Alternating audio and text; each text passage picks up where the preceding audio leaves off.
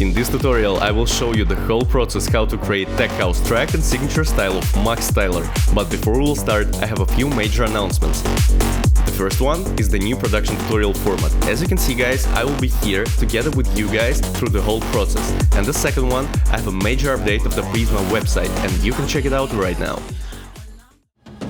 Welcome to Prizma, Music Academy and Label. By the end of our beginners and pro music production courses, all students will create a ready-to-release track. Trust the mixing, mastering, and ghost production process to our producers, who will deliver the Beatport Top 100 quality to your tracks. Check out our website prizma.world to listen to our students' releases. Feel free to reach out through our email or messengers with any questions, inquiries, apply on a course, or to order services. Discover the full spectrum of music with Prizma, and we'll see you on sessions. Yep, that's it guys, and if you want to take your music production skills to the next level, go visit the website of our Music Academy and Label, prizma.world. And now, no more words needed, let's go! Okay guys, we just opened up the Ableton and here's the plan. We'll review all the elements of the track, like drums, bass and synths. After we'll jump to the arrangement, and by the end we'll review the mastering chain. Okay guys, let's start, and the first thing that you need to do is to set up the 30 seconds drop loop. Why so? When you're starting to produce the new track, it's easier to produce the drop in the first place, then after you need to deconstruct the drop through the whole arrangement. As you can see guys, we just set it up the loop, and let's start with the kick. And if we're talking about the signature Max Styler sound, it's always tech house combined with the melodic techno, so if we're talking about the drums, mostly it will be the tech house drums. Okay, let's have a listen to this kick again. If we can describe this kick, I think this kick have a really powerful body, but if we're talking about the high end of this kick, it's not so sharp and powerful comparing to the melodic techno kicks. And let's jump to the EQ. And the first filter helping us to highlight the main kick frequency. How you can find the main kick frequency? You need to select the notch filter, then you need to press up the headphones right there, and then you need to select the most boomy part of the kick. In our case, it would be the 45 Hz, and here we will add a few dB. And here's the second filter, and I think lately this is one of my favorite techniques to make the kick sound just a bit more clear and clean. With the help of this filter, we're removing this mud from the mid-kick frequency. So let me boost this frequency first. And then I will reduce a few dB. So with this filter, we're helping our kick sound just a bit more clean and clear. Now let's jump to the high end of the kick. We have a few options how we can work with the high end of the kick, depending on the genre. So in this case, we don't really need this sharp high end comparing to the melodic techno. So here, I decided to use the shell filter to reduce a few dB on the high end of the kick. In different case, let's imagine that we're producing the melodic techno track.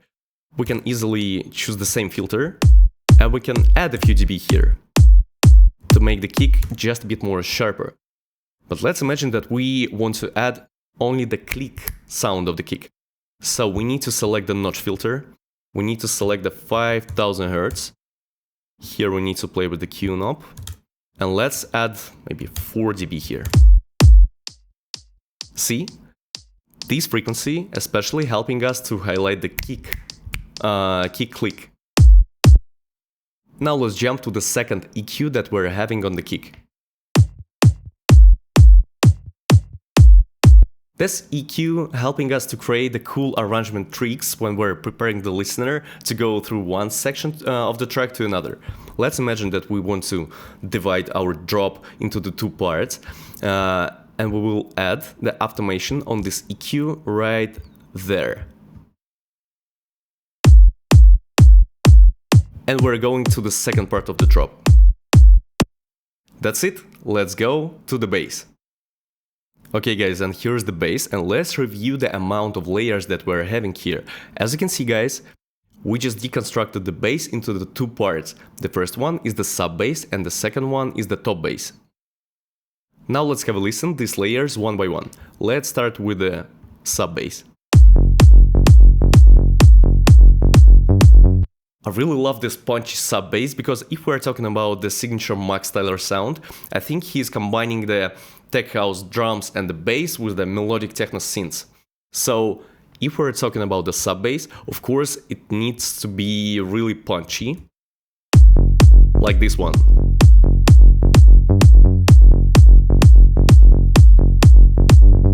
And now let's review the serum preset here. As you can see, guys, this is the pretty common saw wave. And as we highlighted before, the Max Tyler is combining the tech house elements with the melodic techno elements, and if we're talking about the bass line, this is definitely from the tech house. And to produce the strong bass line, as you can see, guys, he is using the notes mostly on the root note of the track, and then after, to the end of the MIDI clip, he's producing a few notes to jump one octave higher. Now let's jump to the EQ. As you can see, guys, here we're having two filters. The first one is helping us to remove the mud from the 100 Hz zone, like this one.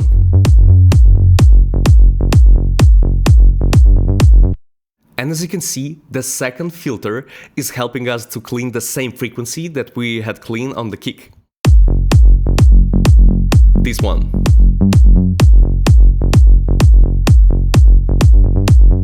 And I think you remember, guys, on the previous tutorials, we're always cutting the higher and the mid frequencies from the sub bass, but I really love this preset and I don't really think that we need to set it up the filter like this one here.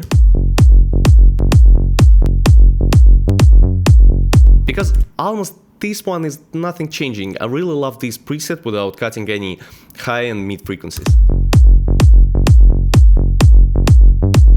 Let's jump to the sidechain. As you can see, guys, we're using the maximum amount of the ratio here, because if we're talking about the sub bass, we really want to hear this punchy and pumping effect. And now, guys, let's jump to the top bass. Let's review the serum preset first. This one is more complicated comparing to the sub bass. And as you can see, guys, we're using the same notes that we're using on the sub bass.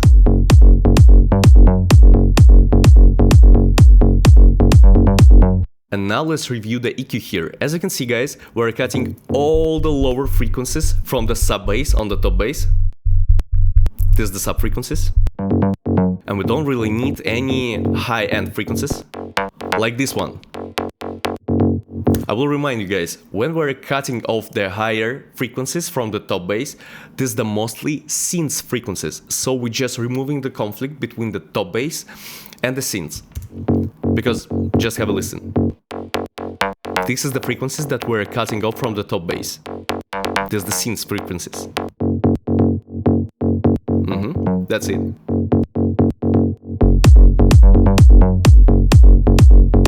And as you can see, guys, next in the processing chain is the utility, and we are playing with the width. Most common way to process the bass with the width and the utility is to set up the mono on the sub bass and to reduce the width just a bit on the top bass, like this one. Now we need to jump to the sidechain of this top bass. As you can see, guys, we're not using the maximum amount of the ratio here because we don't really need the same pumping effect on the top bass comparing to the sub.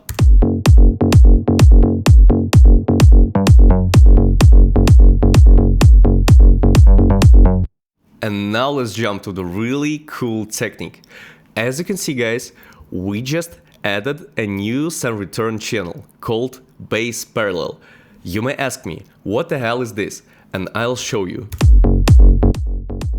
This channel is helping our low-end section sound more tight, bright and more powerful.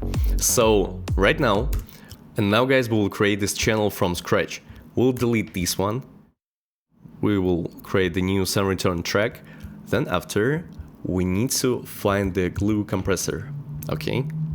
For now, we will apply this glue compressor to the send return channel. And right now, what we need to do, we will fully process the kick to the send return channel. we'll start with the kick. Right after, we will send the full bass section to the send return channel also. Right now, we will set up the send return channel with the bass parallel compression in solo. Okay, right now we're listening only to the send return channel. We need to play with the threshold knob until we will see the -5. Okay, something like -12 and a half. Something like this. And what we need to do right now, all we need to do is to mix the volume of the send return channel to our low end group. Right now, because our track is already pre-mixed and mastered, you're hearing this overdrive signal, so we don't really need this distortion, and of course we need to reduce the volume of the send return channel to the 0. And right now, we will slowly mix the volume of the send return channel to the low end section. Let's have a listen.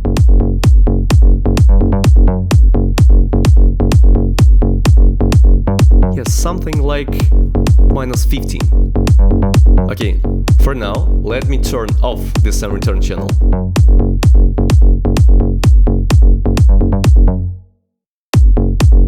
And now I will turn it back.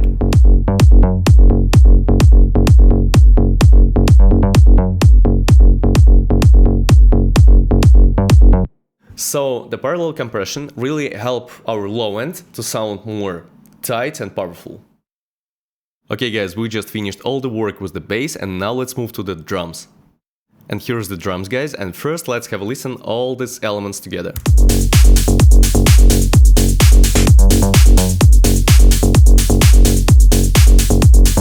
Let's have a listen all the drum elements one by one. Let's start with the clap. As you can see guys, we're using the EQ on this clap to cut off all the lower frequencies from this clap. After we'll clean just a bit the higher frequencies, and we will saturate this clap also. Then after, we're having 2 layers of the closed heads. The first one. We just applied a small reverb on these closed heads, and also the second layer. Do remember guys, when we're layering the elements, it doesn't matter, it could be the bass, it could be the drums, it could be the synths. When we're layering the elements, most important thing is to pick up the elements with the different characters. So let's have a listen to this first layer of the closed heads and the second one. Do you hear it? The different character. And all together.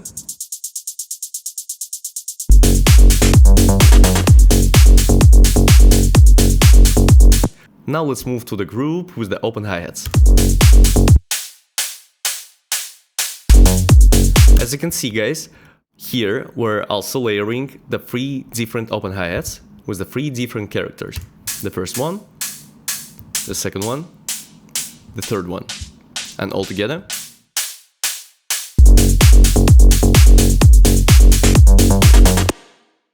Also, in the drum section, we have 2 additional elements. The first percussion fill element reminds me the short steps, not the percussion itself.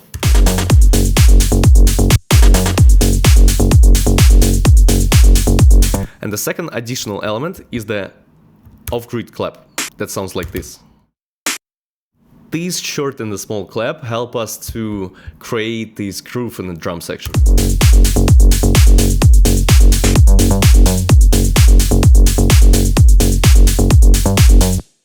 Now let's review the processing on the whole group of the drums. As you can see guys, we're having the general EQ here that help us to clean the lower frequencies on the drums, and also the shell filter that help us to boost a few dB on the higher frequencies on the drums. Also the saturation and the compressor. Okay guys, we've done all the work with the drums, and now let's move to the synths. Here's the synths guys, and let's have a listen all the elements together.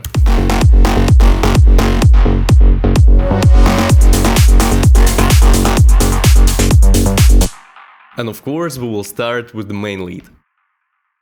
And now let's deconstruct the layers of this main lead. As you can see, guys, we're having the main step and the support step. Do remember, guys, that the Max Styler is combining the tech house elements with the melodic techno elements. I think if we can listen to this main lead, is the definitely melodic techno shit. Now let's review the preset.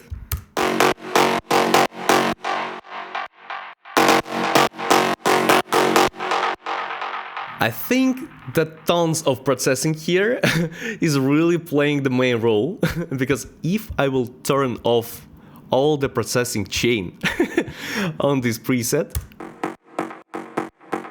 this preset sounds really weak. And now I will come back to all the processing elements that we have in here. Yeah, now it sounds really cool.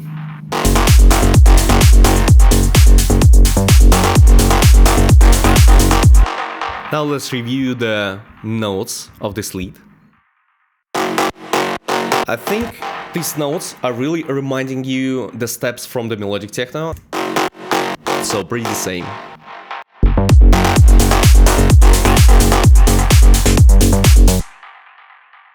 Now let's review the step support. This layer simply helping the main step to sound more complicated by adding the, I think, mid frequencies and some harmonics to the main one. Okay, let's have a listen together. And without the support, do you hear it? Again.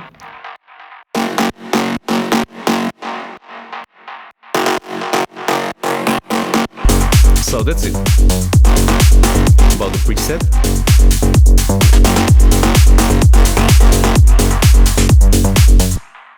Now let's quickly review all the processing chain on the main lead group. So we're having the phaser here, we're having the EQ that helping this main lead sound not so harsh on the lower frequencies. Also we're cleaning the mid frequencies. And the shell filter to help reduce this overdrive on the high end. Also we're having the echo, saturation, OTT and the reverb. Any general EQ cut here also. Also let's review the sidechain. So I think we don't really need to use the maximum amount of the ratio here. Something like this, we don't really need such a pumping effect on the synth.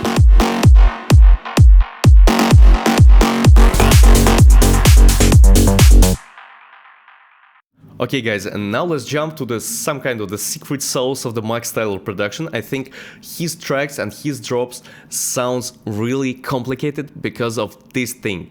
He really loved to use the synths one-shots through the whole track. And they're creating the atmosphere and the depth. So let's have a listen all these one-shots elements that we're having here. The first one is like a synth riser. And let's listen to this group here. Yeah. And again. So all these small one-shot synth elements on the background is creating the atmosphere on the background. So all the synths are working like a riser. This one, this one. This one is working like a short step, like this one. And I think this one is the acid step. So without these elements, there is no such a groove. So these elements really helping the track sound just a bit more complicated. And here's the small tip when you are trying to add the same section with the short synths to the drop. It's easier to combine them into the one group and mix the volume of the group right after. It's better to have the control of the whole group of these small one-shots to control the volume when you're mixing the track. Okay guys, we've done with the drop, and now let's move to the arrangement.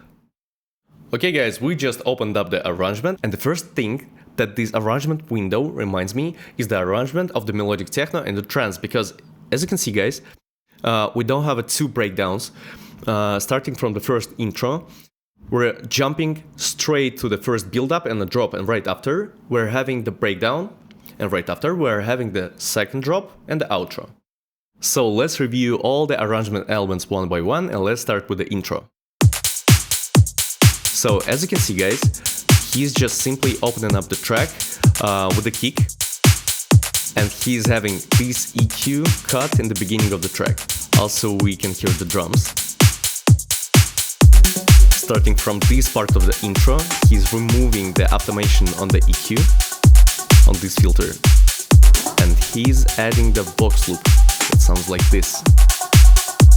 Right after, we're opening up the bass.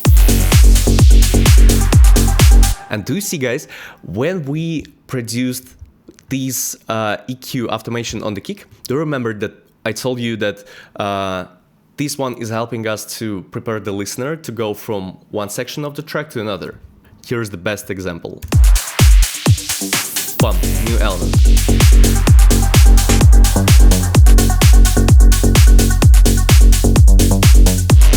Right there in this section, nothing new. We just added up the new synth brace. It sounds like this.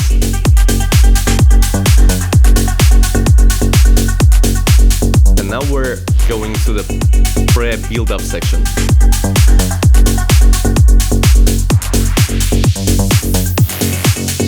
In this pre-build-up section, we just created again this automation on the EQ, on the kick. And I think we also having the automation on the bass section. So in this pre-build-up section, we're removing all the lower frequencies from the bass section. Starting from this part.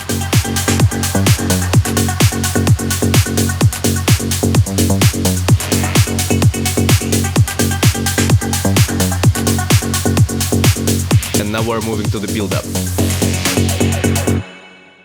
And the one thing that I'm really in love in the Max Tyler production, do you see the synths elements, the one-shot synths elements that we just reviewed in the drop? He's really loving to use the short one-shot synths in the breakdowns and the build-ups to create the tension. So the synths like this one, like this one.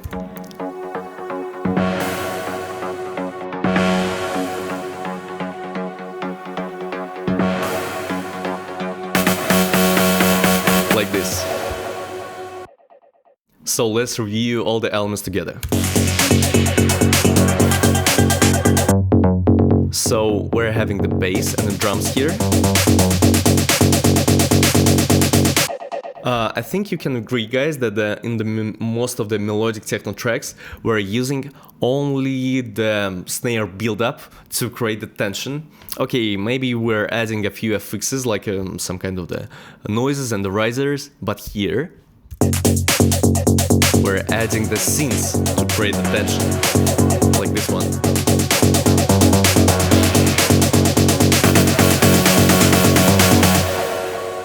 Right before the first drop, we're having the space.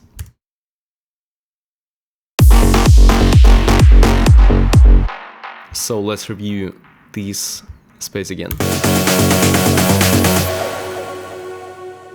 Here in the space, we can hear all the reverb tails from the synths elements and the noises. And now let's jump to the drop that we just produced a few minutes ago.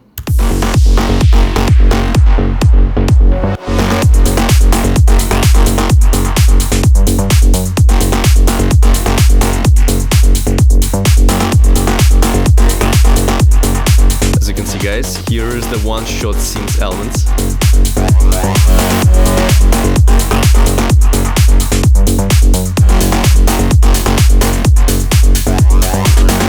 And here is the section when we're preparing the listener to go to the breakdown. In this this part of the drop, we're just removing the main synths, mainly, like this one. We're adding this snare build-up, and now we're going to the breakdown. And again, what I'm really in love with the Max Tyler production, as you can hear, he's creating this tension in the breakdown using the short synths like this one, starting from here, adding the new synth soul. We can hear this riser, he's creating this tension. He just added the new Reese bass, and let's listen all these elements together again. So, this Reese bass, the drums, the one-shot synths, and this riser, and all together helping us to create a tension.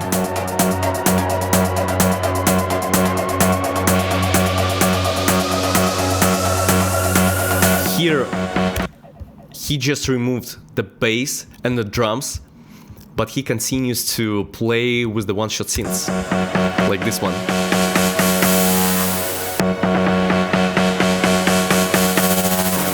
I really love this tremolo effect, so here's the afterpan that helping us to create this such kind of the effect without this.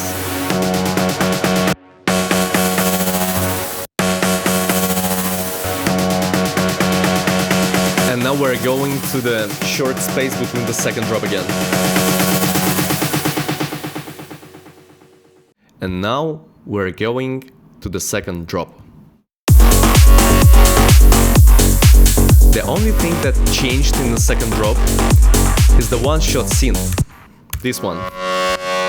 So as you can see guys, here we use the synth only on the one note, like this. And in the second drop, we just produced the two notes, harmony, and it helped us to create this siren effect.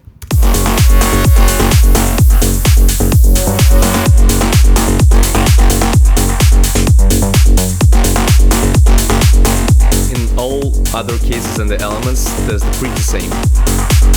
Ctrl C, Ctrl V.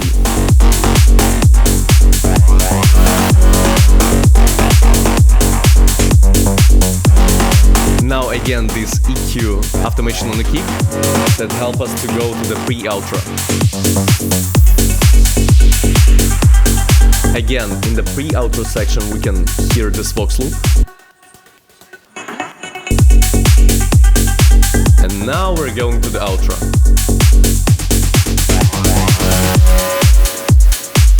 And as you can see guys, in the outro we can hear the kick and drums and nothing else.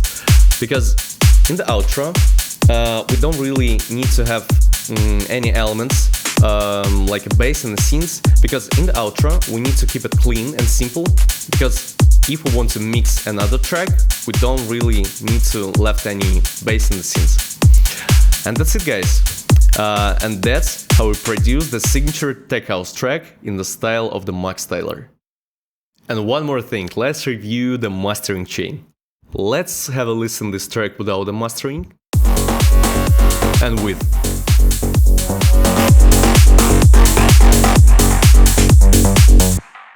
Now guys, we will turn off the mastering chain, and then after we will turn on all the plugins one by one, and I will explain you how they work on the master chain. And as you can see guys, we're starting with the Fab Filter Pro Q3. And now guys, I will show you what kind of the EQ cuts we're using on the mastering chain with the help of the Fab Filter. As you can see guys, we're not using the static EQ. Here on the mastering chain, we will use only the dynamic EQ. Why so? In the most of the tracks, we can have a conflict on the different frequency ranges. So let's review this frequency range.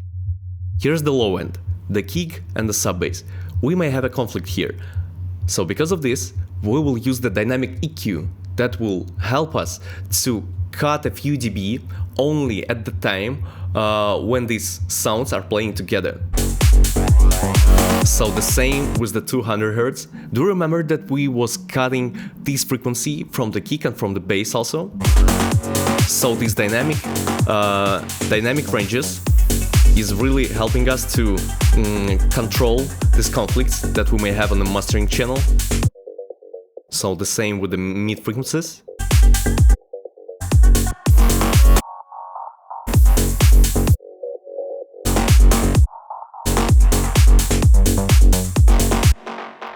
So now let's move to the high end of the track. So here is the zone of the drums and the synths also. And this small cut also. So with the help of the dynamic EQ, we're removing the conflicts from special frequency ranges on the master channel. The next one is OTT. The OTT on the master channel helps the track sounds just a bit more tighter and bright, because without the OTT,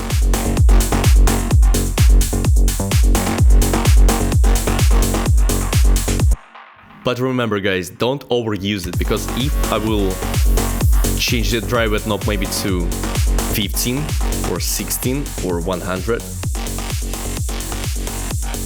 that sounds over compressed. So my suggestion would be, so if you are using the OTT on the master channel, my suggestion would be to use it maybe on the 10 or 15%, because 25 is a really huge number for the OTT on the master channel, but I think in this case the track sounds good. The next one, the saturation and compressor. We're just simply making the track just a bit more compressed and just a bit more bright with the help of the saturation. And the main thing in the end of the mastering chain, the limiters. These two bad boys is helping our track to sound really louder and helping the track not to peak. That sounds like this. Because the main volume that you may gain when you're mastering the track is the limiters. Because if we will remove these limiters from here, not so loud, yeah?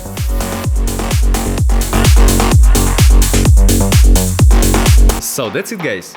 On the mastering channel, we used the dynamic EQ to control special ranges of the EQs and the conflicts that we may have in the final stages of the mixing and mastering of the track. Then after, with the help of the OTT, we're making our track just a bit more tighter and bright. The same thing with the saturation, compressor and saturation again. And two bad boys, the limiters.